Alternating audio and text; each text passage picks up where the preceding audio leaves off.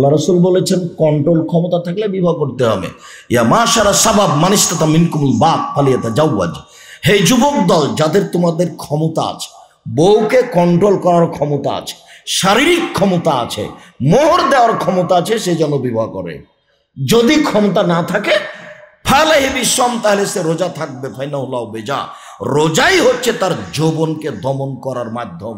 যেহেতু ও কাপুরুষ, যেহেতু পুরুষত্ব শক্তি রাখে না, যেহেতু কন্ট্রোল ক্ষমতা নেই, যেহেতু টাকা পয়সা নেই, কাজে এখন তাকে রোজা থেকে থেকে যৌবন ধ্বংস করতে হবে। এই কথা মুহাম্মদ সাল্লাল্লাহু আলাইহি সাল্লাম বলেন, হাদিস বুখারী মুসলিম। স্বামী হলে ক্ষমতা লাগে, জন্ম দিতে পারলেই বাপ হওয়া যায় না। ক্ষমতার নাম বাপ, নীতির নাম বাপ। ছোট্ট একটা কথা মনে পড়লো, মধ্যখানে মনে কিছু নিয়েন না। রাসূল সাল্লাল্লাহু আলাইহি সাল্লাম বলেন, আনফিক আলা ইয়ালিক মিন তাওলিক, তোমার উপার্জিত সম্পদ দিয়ে তোমার ছেলে মেয়েকে লালন পালন করো। এটা আল্লাহ রাসূলের আদেশ। তোমার উপার্জিত সম্পদ দিয়ে তোমার ছেলে মেয়েকে পড়াশোনা করাও, শিখাও। তো আপনার বাপের জমিদারি আছে, করান। যদি না থাকে ব্যবসা করে করান, যদি না থাকে দিন মজুরি করে করান, যদি না থাকে ভিক্ষা করে করান। মানুষের উপার্জনের শেষ পথ কি বলেন তো দেখি? ভিক্ষা। এর চেয়ে নিচে আর কোনো পথ নেই। মানুষের উপার্জনের শেষ পথ ভিক্ষা করা। ভিক্ষা করে বাপ ছেলে মেয়েকে পড়াবে। ছেলে টোকাই হতে পারে না, মেয়ে গার্মেন্টসে থাকতে পারে না। ভিক্ষা কে করবে?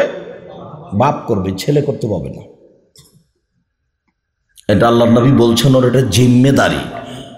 আনফিক আলা ইয়ালিক মিন তাওলিক, তুমি তোমার পরিবার ছেলে মেয়েকে লালন পালন করো, শিক্ষা দাও তোমার উপার্জন হতে।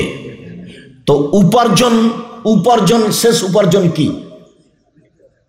শেষ উপার্জন ভিক্ষা। 2, ওলা তারফা আনহুম আসাকা আদাবান, শিষ্টাচারের লাঠি পরিবার থেকে উঠিয়ে নিও না। লাঠি মানে শক্ত হাতে পরিবারকে দমন করতে হবে, খুব এবারে শক্ত হাতে। এই কানে তোমার কি ইয়ারফোন লাগা আছে? বাপ মা দেখতে পাচ্ছে। এই বাপও যদি শিক্ষিত হয় তাহলে মূর্খ মানুষকে। 3, অখেফুম ফিল্লাহ, আহাল পরিবারকে আল্লাহর ভয় দেখাও। আব্বু এই কথা বলা হবে না, এতে গুনাহ হবে। আব্বু ওখানে গেছো কেন? ওখানে যাওয়া হবে না। আব্বু দোকানে বসে থাকো কেন? সবাই মিলে বসে মানুষের বদনাম করে, সেখানে থাকো কেন? আব্বু সালাত শেষ হয়ে যাও, বাড়িতে চলে আসবা। ওতে মানুষের বদনাম হয়, পাপ হয়। সব সময় বাপ ছেলে মেয়েকে কি করবে? আল্লাহর ভয় দেখাবে। বাপই তো জানে না কিভাবে বাপ হওয়া লাগে। ওর বাপ বিবাহ দিয়েছে, বউয়ের কাছে গেছে, তাই ছেলে হয়ে গেছে, এই জন্য ও বাপ। আসলে তো তার জানা নাই বাপ কাকে বলে, আসলে তার জানা নাই পিতা কাকে বলে। পিতা মানে তার হাত দিয়ে নিয়ম নীতি চালু হবে। আর একটা কথা খুব আঘাত করছে ভিতরে, সেটাই বলে আমি আগের দিকে বাড়াই, আমার দিকে খেয়াল করে থাকবেন।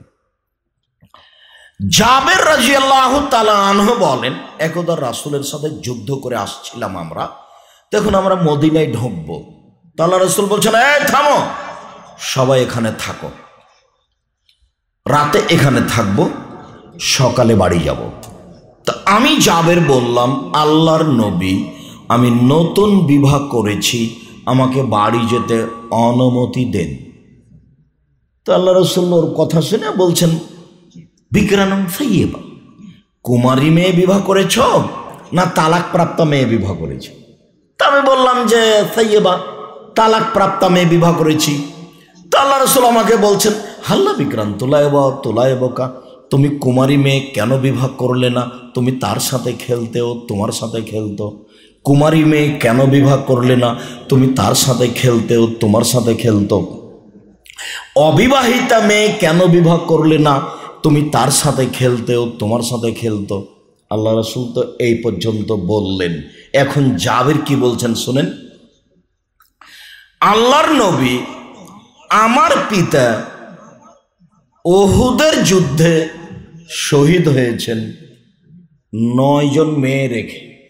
আমার 9 জন বোন আছে। 9 জন মেয়ে রেখে শহীদ হয়েছেন, আমার 9 জন বোন আছে। আক্রাহান উজাব্বেজা মিসলাহন্না, ওদের সমবয়সের মেয়েকে আমি বিবাহ করা পছন্দ করিনি 4টা কারণে।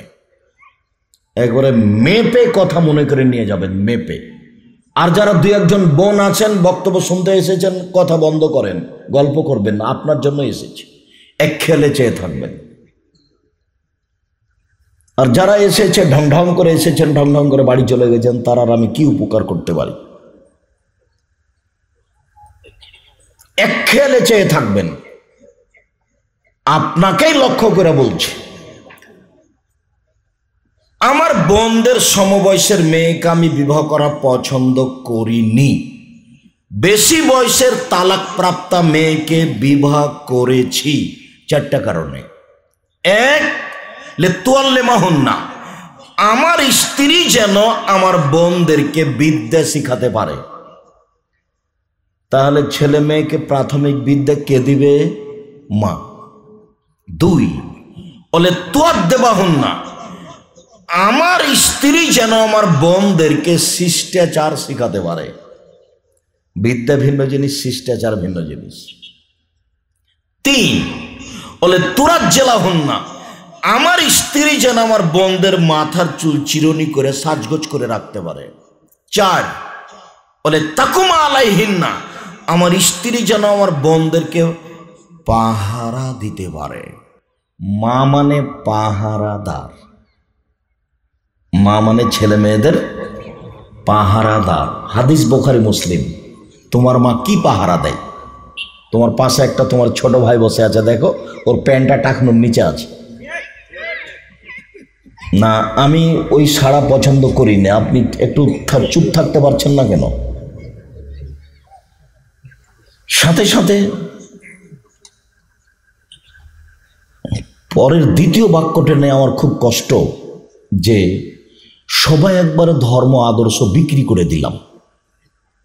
লন্ডন সফরে আমি 2 তলা মসজিদ থেকে নিচে নামছি, তো দৌড়িয়ে একটা লোক তার ছেলেটাকে নিয়ে এসে আমাকে বলছে, একটু দোয়া করে দেন, একটু দোয়া করে দেন।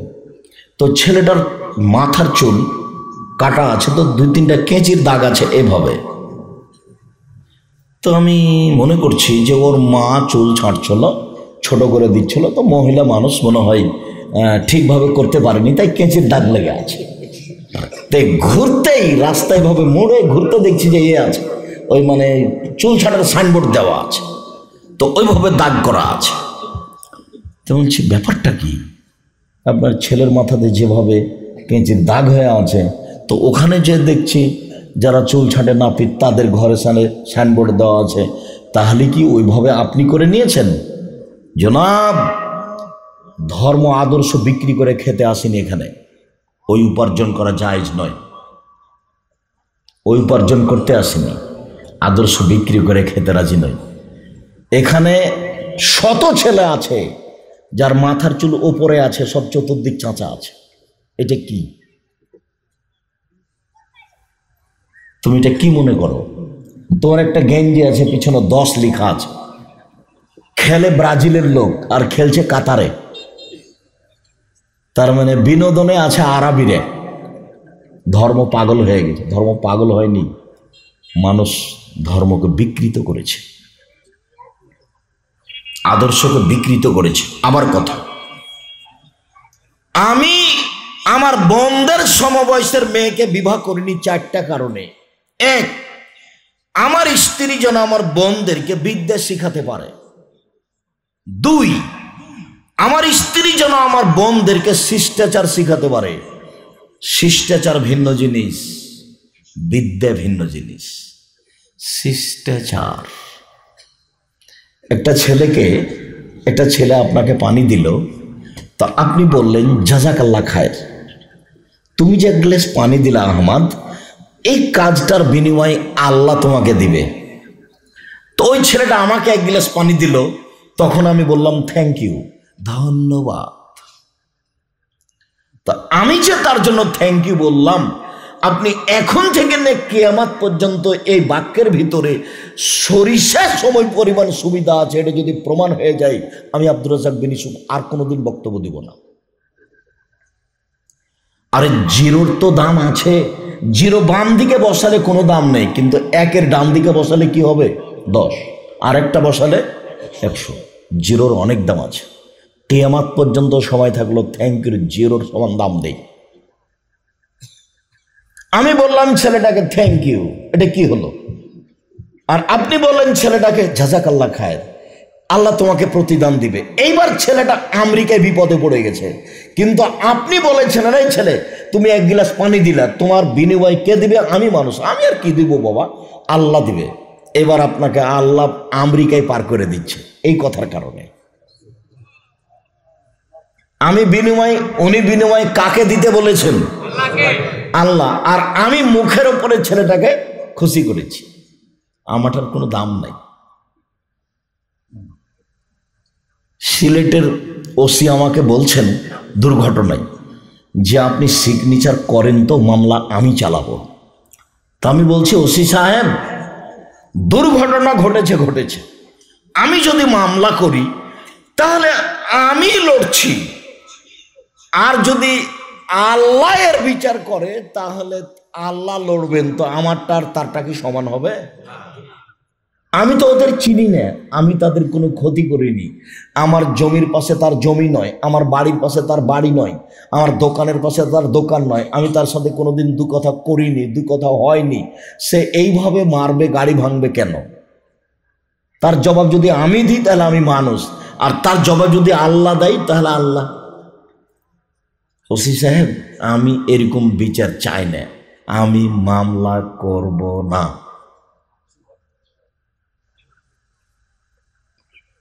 কোনোদিন আমি কোনো মানুষের প্রতি উত্তর দেওয়া প্রয়োজন মনে করিনি। কেউ যখন মোবাইলে খুব গালি দেয়, গালি দিতে দিতে যখন ওর গালি শেষ হয়ে যায় বা বন্ধ হয়ে যায়, তখন আমি আবার রিং দিয়ে বলি, ভাইজান আপনার মনে হয় মোবাইলে টাকা শেষ হয়ে গেছে, আপনার মনে হয় আরও গালি বাকি ছিল, যদি আপনার থাকে তো আপনি বলতে পারেন। আপনার গালির উত্তর দেওয়ার আমার প্রয়োজন নেই। আপনি নেটে দেখেন, লুটে একবারে আব্দুর রাজ্জাক বিন ইউসুফকে ধুয়ে ছেড়ে দিচ্ছে। আমি 33 বছরে কোনোদিন কারো উত্তর দিইনি, আমি ওই পাতাই পড়ি না। আমি মোবাইলে রিং হলে অন করতে পারি, ফেসবুক তো বহু দূরের কথা, ইউটিউব তো বহু দূরের কথা, রিং হলে শুধু অন করতে পারি, ওই পাতা আমি পড়ি না, ওটা আমার প্রয়োজন নেই। চেয়ারম্যান সাহেবের আমি শুকরিয়া আদায় করি, চেয়ারম্যান সাহেব আমাকে পরামর্শ দিতে এসেছেন। এই প্রোগ্রামে অনেক ঝামেলা ঝুঁকি, তো বলছেন ভাই দেখেন দেশের অবস্থা, এমন কথা বললেন না যাতে ঝামেলা হবে। চেয়ারম্যান সাহেব ভালো বলেছেন, পরামর্শ থাকা ভালো। চেয়ারম্যান সাহেব আমি 90 সাল থেকে মাঠে আছি, 90 সাল থেকে, দীর্ঘ 90 সাল থেকে 34 বছরে যদি কোনোদিন একটা বাক্য কোনোদিন মাযহাবের বিরুদ্ধে চলে যায়, আমি জীবনে আর কোনো দিন বক্তব্য দেব না। একদিনের চ্যালেঞ্জ নয়, দীর্ঘ 34 বছরের চ্যালেঞ্জ। শত শত বক্তব্য ইউটিউবে আছে, শত শত, 1500 বক্তব্য আছে প্রায় আপনার এতে পিস টিভিতে। কোনোদিন কোনো মানুষকে নিয়ে, কোনো ব্যক্তিকে নিয়ে, কোনো মাযহাবকে নিয়ে আমার পড়া প্রয়োজন আমি করিনি, প্রয়োজন মনে করিনি।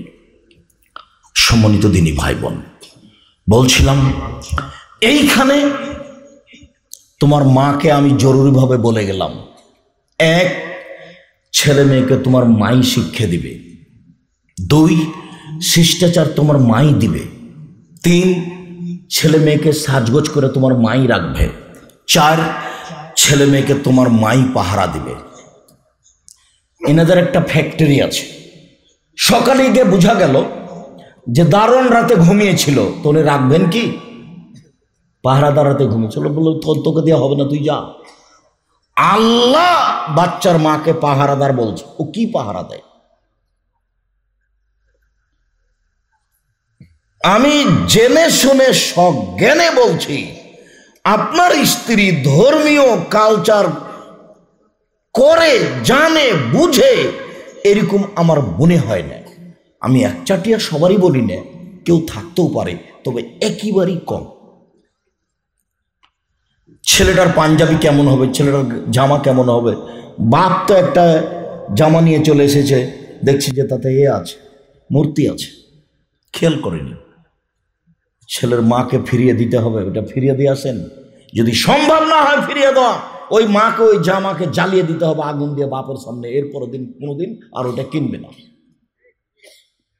এই যে তুমি এমন জিনিস নিয়ে এসেছো যাতে ছবি মূর্তি আছে, তোমার সামনে জ্বালিয়ে দিলাম। এরপরে তুমি কোনোদিন বাজারে গিয়ে যদি ছেলে মেয়ের কাপড় কিনো, তাহলে বারবার এই দিক ওই দিক এই দিক দেখে কিনিও। ছেলে তো একটা ওই গাড়ি কিনে রেখেছেন, ওটা তো হাঁস। আপনার স্ত্রী তো একটা কিনে রেখেছে আয়না, সেটা হলো রুই মাছের ও আপনার স্ত্রী নয়, আপনার সংসার ধ্বংস করতে এসেছে। ও হলো হস্তিনী বউ, ওকে ভালো করে বুঝাতে হবে, অন্যথায় তালাক দিতে হবে। তালাক দিতে আদেশ করিনি, পরামর্শ থাকলো। তালাক দিতে আদেশ করিনি, পরামর্শ থাকলো। আপনার নাম মুসলিম আর আপনার ধর্মের নাম ইসলাম, আপনার একটা নিজস্ব নীতি আছে। হিন্দু মেয়ের বিবাহ হলে স্মৃতিতে কি থাকে? সিঁদুর থাকে, হাতে কি থাকে? শাখা একটা সাদা চুড়ি থাকে। এটা তার বৈশিষ্ট্য, এটা তার স্বভাব, এটা তার ধর্ম, এটা তার নীতি। আমি মুসলিম, আমার ধর্মের নাম ইসলাম। আমার ধর্মে এক গিলাস পানি পান করলে 5টা বিধান লাগে। তার মানে আমি নিজে নিজে চলতে পারি না। জুতা আমার, টাকা দিয়ে আমি কিনেছি, কিন্তু আমি নিজের মতো পরতে পারবো না। ডান প্যান্টটা আগে পরতে হবে। টাকা আমার, জুতা আমার, নিজের মতো খুলতে পারি না, বাম প্যান্টটা আগে খুলতে হবে। বিছনা আমার, আমার বউ সাজিয়েছে, আমি আমার ইচ্ছে মতো শুইতে পারি না, ডান কাতে শুইতে হবে। কেবলা হিসাব নয়, মিথ্যাটাই সত্য হয়ে গেছে। শোয়ার সময় বলছে কেবলা দিকে পা কেন, কেবলা দিকে পা কেন? আরে তুমি ডান কাতে শুয়েছো কিনা, দোয়া পড়ে শুয়েছো কিনা, এটা কোনো কথা নেই। অথচ পেশাব পায়খানাতে আছে কেবলা, শোয়াতে কেবলা নেই। পা যেদিকেই হোক না কেন, শোয়ার পদ্ধতি হলো ডান কাত দোয়া পড়ে। বুঝাতে পারলাম না? আর পেশাব পায়খানার সময় কেবলার দিকে মুখ করা হবে না, ভিন্ন একটা হুকুম আর একটা গিয়ে লেগে গেছে। ইসলাম ধর্ম সৌদি আরব থেকে বের হয়ে ইরাকে ঢুকেছে, ইরাক থেকে বের হয়ে ইরানে ঢুকেছে, ইরান থেকে বের হয়ে পাক ভারতে এসেছে, চিশতি তরিকাপন্থীরা নিয়ে এসেছে। আস্তে আস্তে ধর্ম উল্টে গেছে অনেক জায়গাতে। সেটা সংশোধন হওয়া খুব কঠিন। সেই নীতি দেখেছে 750 বছর। তারা চলে গেলে 190 বছর এদেশের উপরে ক্ষমতা প্রয়োগ করছে ইংরেজ। তারা চলে গেলে যারা ক্ষমতা প্রয়োগ করেছে তারা প্রায় শিয়ে, সবাই শিয়া।